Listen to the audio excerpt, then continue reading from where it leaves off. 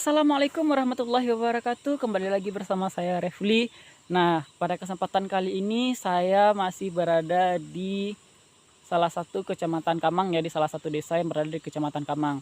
Nah, kali ini saya akan mencoba untuk mengeksplor salah satu danau kecil atau rawa yang memiliki satu keunikan yang kita tidak bisa pecahkan dengan akal pikiran kita. Itu yang tahu hanyalah Tuhan dan alam ya, karena menurut informasi yang saya dapatkan dari warga sekitar, danau kecil atau rawa kecil ini sangat-sangat memiliki keunikan yang berbeda dari rawa-rawa atau dari danau-danau yang lainnya. Oke, ikuti terus keseruan saya dalam explore danau kecil ini ya. Nah, ini dia teman-teman, bentukan atau penampakan dari danau atau waduk kecilnya ini ya, atau rawa kecilnya ini. Nah, di sini mungkin teman-teman pada bingung ya. Tadi saya di awal mengatakan ini adalah sebuah danau atau sebuah rawa kecil. Nah, sedangkan kita di sini tidak melihat penampakan danau sedikit pun ya kan, atau tidak melihat penampakan rawa sedikit pun ya. Malahan yang kita lihat itu hanya hamparan padang rumput ya yang lumayan luas ya. Nah, maksud tuh jangankan teman-teman deh gitu. Sedangkan saya aja yang explore ke sini juga masih bingung nih, masih bertanya-tanya sebenarnya apa sih keunikan dari ini gitu kan? Apa sih sebenarnya yang terjadi dengan danau atau dari rawa ini, kenapa dia bisa berubah menjadi hamparan padang rumput yang begini luasnya nih. Nah, ya. Nah, ini dia. Ini dia bentukannya. Jadi dari informasi yang saya dapatkan nih teman-teman ya, bahwasanya danau ini atau orang sekitar sini atau masyarakat sini menyebutnya ini adalah sebagai Tarusan Kamang ya. Kita menggunakan bahasa sekitar saja yang lebih gampang ya. Tarusan Kamang ini atau Danau Kamang ini atau bisa disebut dengan Rawa Kamang ini, dia akan mengalami kekeringan dan berubah dari sebuah danau atau sebuah rawa menjadi padang rumput yang begitu luas dan yang lumayan luas seperti ini di saat musim penghujan seperti ini. Nah, dan di saat pada musim kemarau, nah itu dia akan dipenuhi dengan air dan akan hidup berbagai macam jenis ikan yang ada di dalamnya. Tapi I don't know why ya, itu kenapa bisa terjadi ya kan. Nah, seperti yang saya bilang di awal tadi, itu hanya kuasa Allah yang ini gitu kan, yang tahu, hanya Allah yang tahu bagaimana kuasanya. Nah, sedangkan kita nggak habis pikir nih, kalau kita pikir dengan akal pikiran kita yang sebagai manusia ya, ini sangat mustahil nih, gitu kan? Secara nih, bentukannya seperti ini nih. Tuh. Bentukannya itu adalah yang kita lihat tuh adalah cuman hamparan padang rumput yang lumayan cukup luas ya. Nih. Bagaimana dia nanti bisa sewaktu-waktu dipenuhi dengan air yang bisa meluap pada saat kemarau pula. Kebalik kan, di mana-mana itu biasanya kalau seandainya danau, rawa atau waduk itu dia akan dipenuhi air justru malah di musim penghujan seperti sekarang ini nih. Gitu kan, dan bahkan di saat musim kemarau danau itu airnya akan surut loh gitu. Nah, tapi itulah keistimewaannya dari Tarusan Kamang ini. Dia akan mengering, akan berubah menjadi hamparan padang rumput seperti ini di saat musim penghujan. Nah, dan dia akan kembali digenangi air, dipenuhi oleh air pada saat musim kemarau. Nah, itu kita nggak bisa kita cerna dengan logika kita ya, karena yang tahu itu hanyalah kuasa Tuhan ya. Kita nggak bisa iniin dengan dengan akal pikiran kita. Nah, dan di sini juga tempatnya juga bukan lumayan ya, memang cukup asri karena dia sekelilingnya itu masih hutan belantara, dan di sini juga ada beberapa perkampungan kecil ya, masih ada beberapa perkampungan kecil. Nah, cuman yang saya dapatkan informasi dari warga sekitar tadi, bahwasanya tidak semua orang yang bisa masuk ke kawasan ini.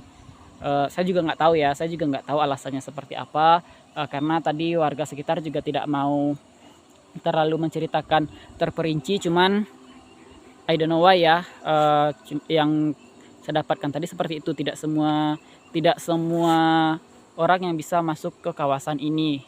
Nah, apakah itu ada larangan-larangan tertentu kita tidak tahu, ya kan? Yang jelas mistisnya dimanapun kita berada itu pasti ada hal-hal mistis ya, itu pasti ada hal-hal mistis.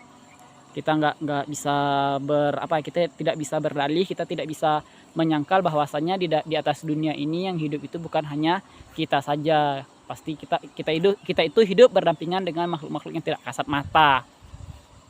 Nah, salah satu contohnya adalah keanehan yang ada di danau ini, itu ya ini dia tadi. Tuh, di saat musim penghujan seperti ini, di saat curah hujan yang tinggi seperti saat sekarang ini, danau ini malahan menjadi tempat mengembala sapi dan kerbau nih sama masyarakat sekitar. Sedangkan sekarang curah hujan itu sangat tinggi gitu kan. Harusnya ini menjadi satu hamparan danau yang indah nih seharusnya. Nah, tapi ternyata dia sebaliknya. Dia malah menjadi tempat padang rumput yang lumayan luas seperti ini. Nah, ini dia. Jadi kita nggak tahu ya. Kita nggak tahu kuasa Allah seperti apa, kuasa Tuhan itu seperti apa. Yang penting kita harus tetap banyak-banyak bersyukur, kita harus tetap banyak-banyak bertasbih, berzikir. Nah, salah satunya ini, karena saya juga baru tahu bahwasanya di Kamang ini ada sebuah tempat yang begitu berbanding 180 derajat terbalik dengan tempat-tempat lainnya. Gitu loh. Jadi ya cuman sayangnya ini sih ya, sayangnya tempatnya tidak terkelola dengan baik, atau memang karena ini tempatnya tidak dikunjungi wisatawan lagi, saya juga nggak tahu nih. Karena ini juga sudah banyak ditumbuhi ini ya, apa nih namanya nih, putri malu. Nah tuh, udah banyak ditumbuhin putri malu. Ini sekelilingnya ditumbuhin putri malu semua nih, tuh. Nah, putri malu semua ini sekelilingnya. Itu dia. Nah, oh iya, satu lagi. Tadi masyarakat di depan berpesan ke saya bahwasanya jikalau mau masuk ke daerah Tarusan Kamang ini jangan sampai mengambil atau membuang apapun benda, dalam apapun lah itu bentuknya ya di sini di kawasan ini. Karena ya mungkin kita berpikir positif aja ya, karena kalau seandainya kita mengambil tanpa izin ya, yang namanya kita masuk ke wilayah orang, kita masuk ke wilayah baru, kita tidak mungkin mengambil atau membuang sampah atau membuang apapun lah itu tanpa seizin si pemilik. Ya intinya mungkin lebih ke menjaga ini aja, lebih menjaga kebersihan lingkungan aja kali ya gitu. Kita berpikir positif aja lah, ya kan. Nah, dan tadi warga sekitar juga berpesan jangan sampai melakukan aktivitas-aktivitas negatif. Nah, ya I know, maksud tuh saya tahu gitu kan. Kita sama-sama tahu ya kalau kita ke tempat baru itu, kita jangankan ke tempat baru ya, dimanapun kita berada kita harus selalu menghormati dan menjaga, ya kan. Kita harus selalu menjaga sikap, menjaga omongan, dan menjaga tingkah laku dan perilaku kita dimanapun kita berada. Jangankan hanya di tempat baru, ya kan. Nah, di tempat yang udah biasa kita kunjungin pun sebenarnya kita juga harus tetap menjaga sopan santun dan etika kita, apalagi kita ini ke daerah orang lain gitu kan. Nah, apalagi daerah yang terkenal lumayan mistis seperti ini. Jadi kita memang benar-benar harus menjaga sikap, omongan, dan sopan santun kita. Oke, nah ini dia bentukannya teman-teman ya. Cuman saya sebenarnya masih penasaran ini. Saya masih penasaran gitu kan.